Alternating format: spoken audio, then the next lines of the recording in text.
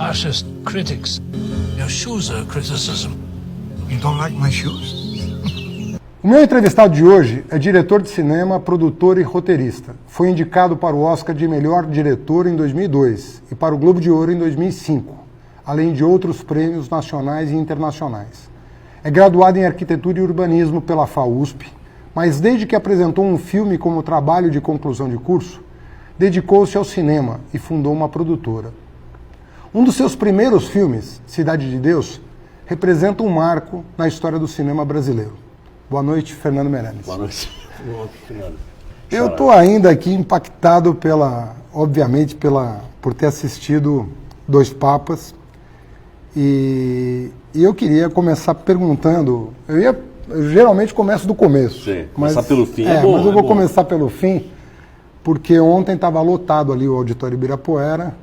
E as pessoas aclamaram o filme, que emocionou a plateia toda. Foi bonito, parece que pegou ali. Foi muito legal. Pegou, né? Foi muito legal e outra, a gente meio que dá para prever que vai ser um baita de um sucesso. Então eu queria, como é que surgiu a ideia? O que te passou pela cabeça para enfrentar essa? Então, na verdade, me convidaram para fazer esse filme em 2015. Na verdade, me convidaram para fazer um filme sobre o Papa Francisco. E eu sou um grande fã do Papa Francisco, assim. Mas eu não podia na época, porque eu me envolvi na direção da abertura da Olimpíada, junto com a Daniela Thomas e o Andrucha, então eu falei, não posso fazer, e ficou essa ideia. Quando eu acabei a Olimpíada, o mesmo produtor voltou e falou, olha, ainda quer fazer aquele filme, temos aqui um roteiro, e me mandou o roteiro. E eu gosto do Papa Francisco, porque eu acho que ele é uma das vozes mais importantes do mundo hoje. Ele vê o mundo como uma coisa só, ele vê que o cara que se faz no Canadá, o cara que está no Mali é afetado, ele tenta construir pontes, ele tenta entender que ele chama casa comum, no Laudato Si, a encíclica dele, ele chama de nossa casa comum, e ele entende isso. E o mundo hoje, todo mundo quer fazer muros, essa ideia de nacionalismo, que eu acho realmente... Então eu adoro o Papa, eu falei, quero conhecer esse Papa, e nada melhor do que um filme para você conhecer alguém, né? Você mergulha, conhece as pessoas que conheceram ele, enfim, foi essa a motivação. E desde sempre a ideia do roteiro era a combinação, era o diálogo entre os dois, o Ratzinger, o Bento XVI e o Papa Francisco. Esse roteirista Anthony McCarthy, um bom roteirista inglês, assim, um cara que já alguns Oscars, nomeações a Oscar, ele criou uma peça, na verdade, que era só um diálogo entre o Bento XVI e o Papa. Esse produtor americano gostou e pediu para ele adaptar a própria peça para o roteiro. Então, quando eu já recebi um roteiro, eu li a peça e recebi depois o roteiro pronto. E era um diálogo muito, muito interessante, muito inteligente. Filme difícil pra caramba, porque no fundo são dois caras mais velhos falando sobre religião. Não é muito emocionante, né? Mas a gente foi achando maneiras de fazer aquilo ficar, por uma cinematografia e tal, e o troço funcionou. O Charlone comentou comigo, o Charlone é diretor de fotografia, do filme, grande amigo e parceiro da vida, meu professor. Pois é, um grande nome do cinema brasileiro, do audiovisual em geral. E o Charlone comentou, eu tive com ele várias vezes durante a produção, e ele dizia que os dois atores ali, de certa maneira, são também autores. Tem uma coisa autoral no diálogo, que o Hopkins às vezes se colocava, e a construção dos personagens acabou sendo uma coisa processual. Teve um descolamento do roteiro, teve uma participação mais efetiva dos dois no... Teve de um jeito diferente. Isso para mim foi muito interessante trabalhar. São dois monstros, de atores, assim. E o Hopkins é como se fosse um músico clássico. Ele, 5 meses antes de começar a rodar, ele falou, olha, não mexe mais nenhuma palavra do roteiro. O que para mim é terrível, porque eu gosto no dia eu fico mexendo. Cada vez que eu leio, eu vou mexendo. E, enfim, me aterrorizou a ideia. Mas aí ele pega, linha por linha, ficou 5 meses antes de começar a filmar, ele me mandava e-mail semanalmente, olha, essa fala aqui, Schopenhauer tem esse conceito que não é o que o Bento XVI acredita, vou mudar. Ele vai trabalhando, assim, linha a linha e pausa por pausa do roteiro durante 5 meses. Aí a hora que chega para filmar, é como um concertista que conhece a partitura, aí chega no dia ele interpreta aquele Chopin lá que ele conhece muito bem. E o Jonathan é um cara de jazz, ele tentou pegar o climão do Papa, assim, então assistia a postura, o estado de espírito, e o que você desse de frase para ele Ele era o Papa, assim. Eu não sabia se o jazz e o clássico juntos iam funcionar, porque a maneira deles... Trabalharem? O Anthony Hopkins gosta de seguir cada linha do texto que ele já mudou, né, previamente. E o Jonathan, que você joga, ele inventa, ele... Improvisa. Improvisa e bota... Mas funcionou lindamente. Eles tiveram uma química pessoal muito boa e aí funcionou. E tua relação com os dois durante Foi ótimo, porque eles estavam muito motivados. Os dois gostam muito dos próprios personagens, isso ajuda, né? E quando você trabalha com os caras desses, eu nunca vou dizer para o Anthony Hopkins o que faz. Não, olha, não faz assim, faz assim. Imagina, eu vou falar para aquele cara o que fazer. Então, o máximo que eu faço é perguntar. Se eu quero tentar, eu falo, e se você tentasse fazer um pouco mais rápido? Você acha que funciona? Se você, em vez de ficar aqui, andar te ajuda? Eu sugeria perguntando, assim, mas eu não dirijo, né? Os caras desses não dirigem. Né? Ali tem um diálogo denso, né? Ao mesmo tempo bem-humorado, né? É uma coisa bem trabalhada, né? A densidade dos temas tratados, está falando de uma crise na Igreja Católica, né? Que um dos papas está enfrentando.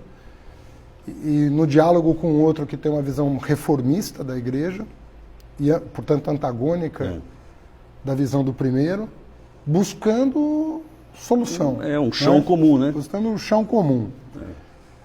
O que você imagina que tem de pesquisa nesse diálogo? Porque, assim, obviamente que os diálogos são uma criação, né?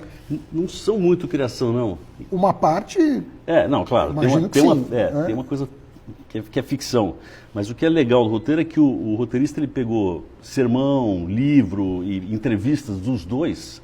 Então, quando o Ratzinger fala sobre divórcio e o Bergoglio fala sobre divórcio, ele pegou as duas posições e transformou em diálogo. Justapôs e transformou. Mas tudo que eles falam no filme, eles de fato falaram em algum momento ou escreveram. Então, é uma espécie de diálogo possível, né? Eles também se encontraram, tiveram 3 encontros que ninguém, sozinhos, nesse período onde o filme acontece. A gente não sabe o que eles falaram. Isso aconteceu, Zé? Aconteceram como a gente não sabe o que eles falaram. Então o que o roteirista fez foi pegar tudo que esse cara fala, e imaginar um possível diálogo. O que ele fala, em geral, o roteirista fala, ninguém sabe se isso não aconteceu. Pode ser que tenha acontecido. Ou seja, um diálogo provável e possível, mas né? Entre os dois. Os pontos que eles defendem, e aí tem alguns, tem um discurso do Cardeal Bergoglio ainda sobre cardeal, estou com cardinal, sobre o sistema econômico, como é a opressão do sistema econômico. Isso é um discurso dele mesmo. Então tem grandes pedaços de texto que aí a gente pegou mesmo literal, abre aspas e colocamos no roteiro. E a questão das filmagens, assim, porque aquilo tudo parece tão real, né? Os cenários, né? Aquilo teve um diálogo com o Vaticano? Como é que aquilo aconteceu? A gente tentou, viu? Mas o Vaticano parece uma sociedade secreta, assim. Não é verdade, não conseguimos. Tentamos por vários canais. A gente queria usar a Praça São Pedro, mas eles nunca negaram e nunca as toparam. Eles nos ignoraram assim por muito tempo. No fim do processo, eles liberaram algumas imagens. O encontro dos papas, o funeral do João Paulo II. Mas a gente não pôde filmar nada no Vaticano. E o filme tem uma cara muito de documentário, eu quis fazer uma coisa muito íntima.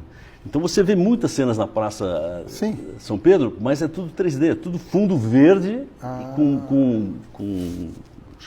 né? Contratamos extras e tal. Parece que é um documentário que custou $12, mas cada cena daquela custa $500 mil. Como fazer um filme de $40 milhões parecia que custou $2 milhões. Esse é o truque. Gastar muito para parecer barato. E como é que foi a relação com a primeira produção tua na Netflix?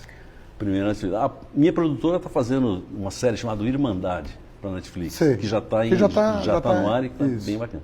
E estamos começando uma segunda também. Então, mas a minha foi a primeira. E como é que foi? Como é que é trabalhar com a Netflix? O que você acha da Netflix para o futuro do cinema? Eu digo Netflix das plataformas em geral, não estou querendo fazer propaganda de uma aqui. Eu acho que não tem uma polêmica aí de o cinema tradicional, Netflix, acho que não é uma falsa polêmica, porque o cinema é assim agora. Né? Ele vão ser feitos filmes que ficam na sala um tempo e depois entram na plataforma e pode continuar na sala ou não. Eu estou muito feliz. Esse meu filme ele já vai para 35 festivais, na verdade, até dezembro, são 35, Então ele está tendo uma vida de cinema, de festival de cinema, depois vai entrar em cartaz 3 semanas em salas e imediatamente vai para a plataforma. Tem uns 3 mundos ali. Que dia que vai estar disponível para o assinante? Para o assinante, dia 20 de dezembro. E nos cinemas, nos Estados Unidos, Europa, dia 26 de novembro e aqui no comecinho de dezembro. Já pega o Natal, já embala. A ideia é Papa, Natal. Agora, eu acredito que uma das coisas que chama a atenção muito no Papa Francisco é o que você falou dessa casa comum, porque você tem uma relação com essa questão do meio ambiente, de um certo equilíbrio, né? Eu vejo nas suas falas, nas suas falas mais políticas, sobretudo, né? Que nunca são partidárias, mas são conceituais, uma preocupação genuína com essa história de que nós vamos cuidar melhor disso aqui, das pessoas, do meio ambiente. Essa dimensão programática, eu diria, do Papa Francisco é uma coisa que te motiva? Muito, porque eu acho que é o que a gente falta. Fora a questão do clima, acho que a gente está realmente construindo uma sociedade distópica, assim. E quando fala em construir muro, não é só muro físico, né, que nem nos Estados Unidos, em muitos lugares. Tem um muro tecnológico também. Você não, quer dizer, uma empresa americana que usa, como Netflix, que usa algoritmo e tal, um cara em qualquer outra parte do mundo não compete. Quer dizer, a tecnologia, quem tem esse muro, né? Eu tenho acesso a essa tecnologia, você não tem, acabou, você está num outro planeta, assim. Você está criando uma sociedade distópica, né? São cercas, né? Que você muros econômicos e tecnológicos e físicos e esse Papa fica tentando criar a ponte, ligar, né? Então ele encontra gente de todas as religiões, ele fica tentando falar, gente, vamos tudo isso, eu gosto muito. Agora, você falando em distopia, não tem como não falar de Cidade de Deus, né? Que você lá atrás... É um pouco um anúncio desse mundo, né? Um anúncio desse mundo. O que... Você tem, primeiro assim, você tem filho predileto? Assim, tem teu filme que você mais gosta? Eu acho que eu gosto do... Esse filme, assim, Dois Papas, todo o processo foi muito bom. Mas é um roteiro que veio pronto, E Cidade de Deus, eu acho que é o único filme que eu fiz que eu li o livro, tive a ideia de fazer um filme, foi do começo até o fim, assim, sabe? Financiei o filme, então não tinha nenhum patrão, eu fiz o que eu quis, do jeito que eu quis, porque eu não tinha que mostrar nada para ninguém. Então acho que é o filme que eu sinto que é mais meu, assim, porque não tinha nenhuma interferência. Não vai essa continente bala, filha da puta! E você leu o livro do Paulo Lins? Não tinha roteiro, portanto, adaptado para o cinema. Não. Né? E eu jamais pensei em fazer um filme sobre favela, porque eu não conheço, eu não sou desse mundo, sou de São Paulo, aquela história no Rio. Então fui realmente ler porque eu li, era um bom livro. E aí comecei a ler e fui ficando, enfim, chocado, aquele mergulho numa parte do Brasil que eu desconhecia. Eu tinha 40 anos, brasileiro, educado, um cara que e não conhecia como é que funcionavam as relações, um lugar que não tem Estado, não tem... E aí, na página 60, 70, eu já comecei a anotar umas coisinhas e tal. No fim do livro, eu já estava fazendo filme. Eu falei, não, esse troço tem que entrar nesse mundo, eu quero conhecer esse troço aqui, porque isso não pode ser meu país, cara. E aí, enfim. E apesar de ter o sinal trocado com Dois Papas, né? Porque o Dois Papas você termina um filme para cima, assim, né? É uma instituição de 2000 anos que está vivendo uma baita de uma crise, né?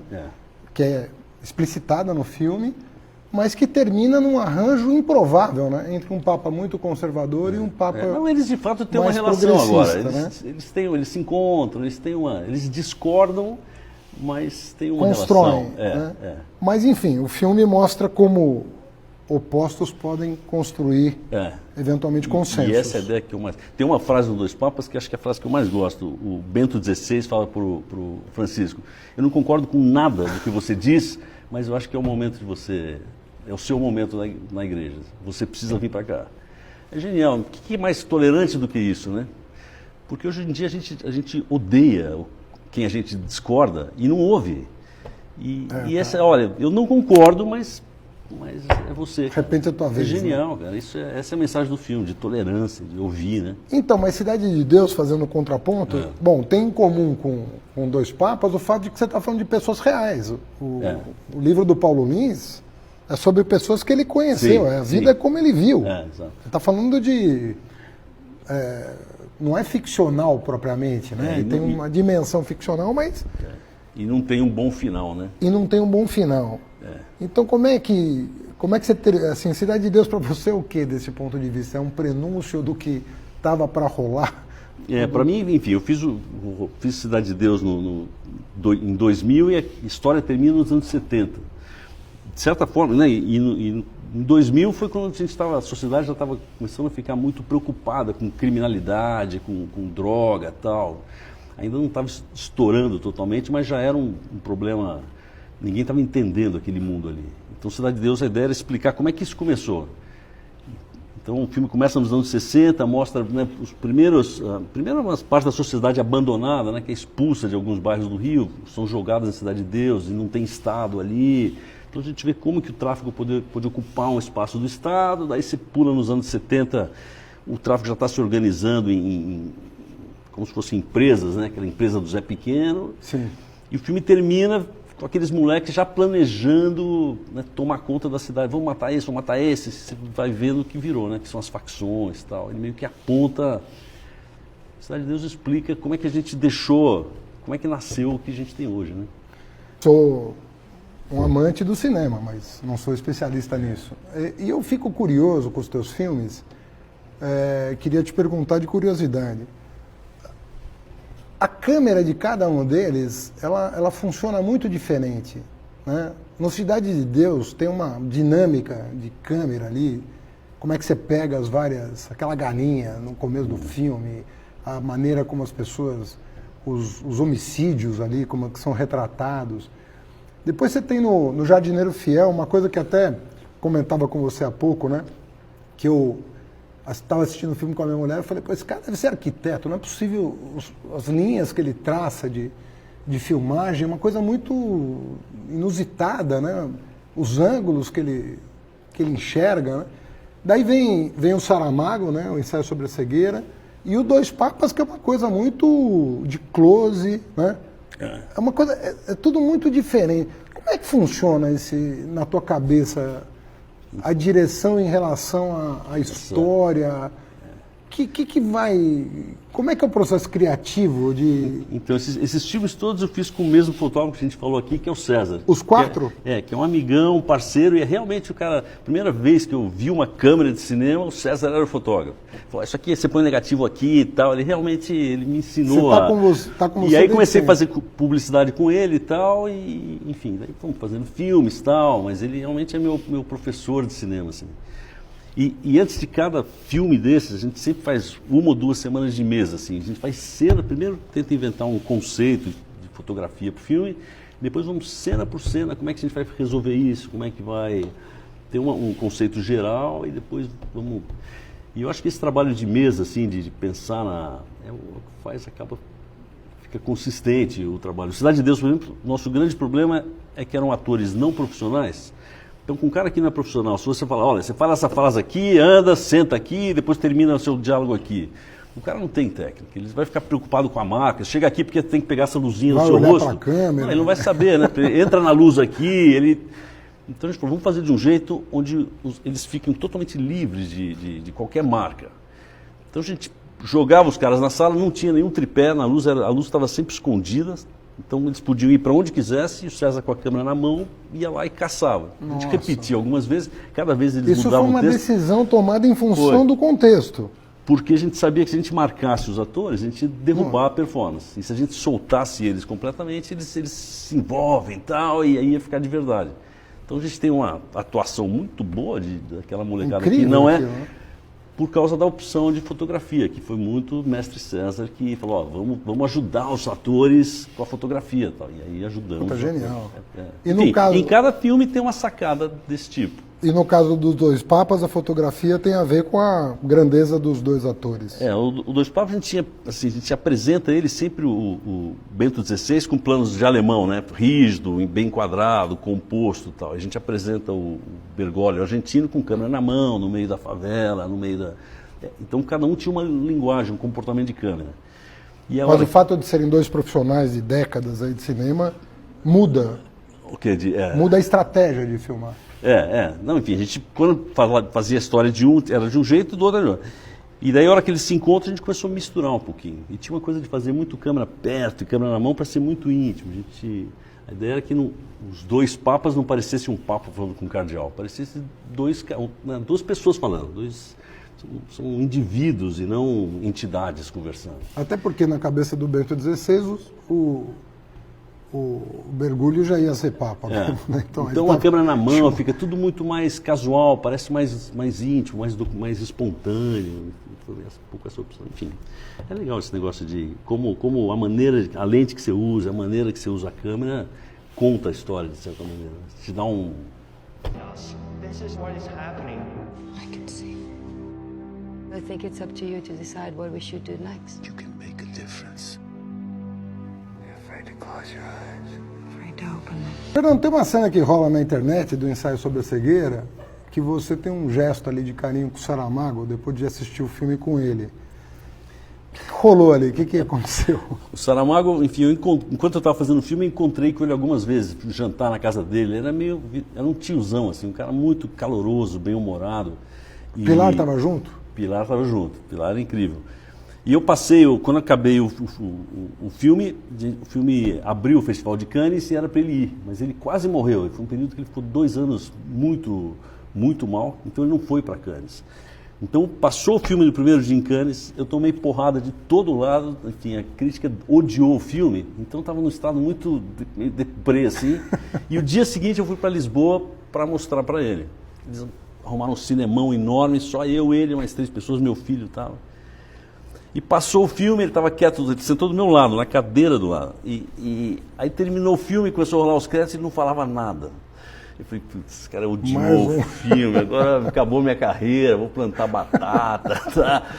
Daí eu olhei para trás, para o lado, ele estava meio chorando, assim. Daí ele virou para mim e falou, Fernando, um dos momentos mais bonitos da minha vida, nunca vi um filme tão bonito. Enfim, me tirou um peso. Eu fui lá e ainda beijei a testa dele. Eu não sou beijoqueiro, mas... Falei, tirou um peso da minha... E meu filho estava na frente, gravou e depois postou.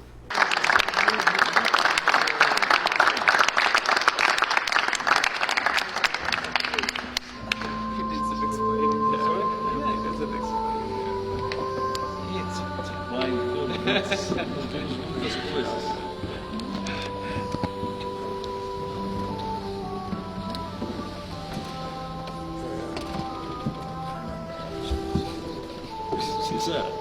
Estou tão feliz de ter visto isto.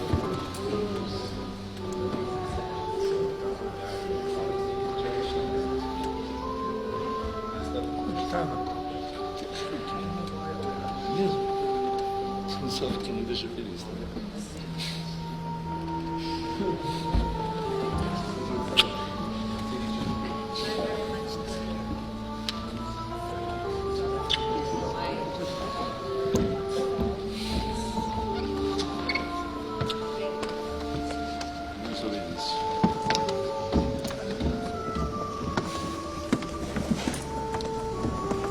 Agora, eu estava lendo sobre você, né, antes dessa conversa, né, e percebi que você está muito mais presente nas nossas vidas do que até eu imaginava, embora eu soubesse mais ou menos o teu percurso todo, mas você fez coisas assim muito importantes assim para a TV brasileira, né, também, e eu não sei se as pessoas retêm toda a informação sobre a tua trajetória, né, e eu me lembrei, relendo, né, do Rá-Tim-Bum, que é precursor do Castelo, né?